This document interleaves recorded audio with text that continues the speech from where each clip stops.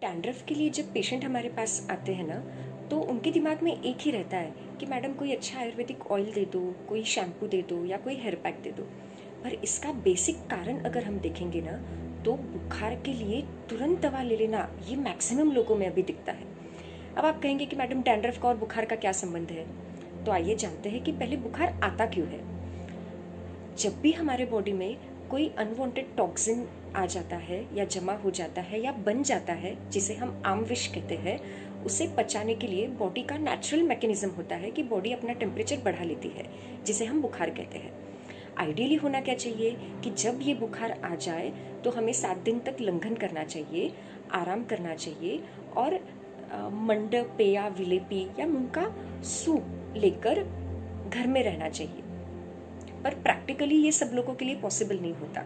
लोग क्या करते हैं, बुखार आया कि तुरंत पैरासिटामोल ले लेते हैं या कोई भी पैथी की अन्य दवा ले लेते हैं, जिससे होता क्या है कि हमारा हाइपोथैलेमस पे इसका असर आकर, जो कि हमारा हीट रेगुलेटिंग सेंटर है, तुरंत टेम्परेचर कम हो जाता है, उसमें एसिड का कॉन्सेंट्रेशन चेंज होकर, और उससे बुखार कम हुआ ऐसा हमें लगता है। पर जो पेट में आम विष पड़ा हुआ है उसका क्या करेंगे?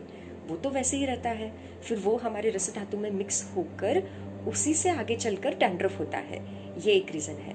और इस आम विष से सिर्फ डैंड्रफ ही नहीं, बहुत बड़ी बड़ी बीमारियां जैसे कैंसर, हार्ट के प्रॉब्लम्स, किडनी के प्रॉब्लम्स, स्किन के प्रॉब्लम्स, डायबिटीज़, बहुत ऐसी बीमारियां होती है और जिनकी ट्रीटमेंट जब हम ज्वर से शुरुआत करते हैं तो ही हमें पूरा यश मिलता है। ऐसा प्रैक्टिकली हम लोग देखते हैं।